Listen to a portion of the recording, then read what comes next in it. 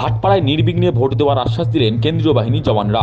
দরজায় কড়া নাড়ছে ২৪-এর লোকসভা নির্বাচন। যদিও লোকসভা নির্বাচনের দিনক্ষণ এখনও ঘোষণা করেনি নির্বাচন কমিশন, তথাপি অবাধ ও শান্তিপূর্ণ নির্বাচন করতে তৎপর কেন্দ্রীয় নির্বাচন কমিশন। নির্বাচন ঘোষণার আগেই কলকাতা সহ রাজ্যের বিভিন্ন প্রান্তে এসে পৌঁছেছে কেন্দ্রীয় বাহিনী।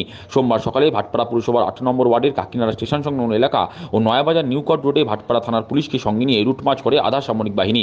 গতবার তারা ঠিকঠাক ভোট দিতে পেরেছেন কিনা, এবারে কোনো সমস্যা রয়েছে কিনা তা জেনে নেন টহলরত কেন্দ্রীয় বাহিনীর জওয়ানরা। তবে এবার নির্বিঘ্নে ভোট দেওয়া যাবে বলে সাধারণ মানুষকে আশ্বস্ত করেছেন কেন্দ্রীয় বাহিনী। ভোটে অশান্তি এড়াতে আগেভাগেই এলাকায় কেন্দ্রীয় বাহিনী এসে পৌঁছানোয় খুশি ভাটপাড়ার সাধারণ মানুষজন।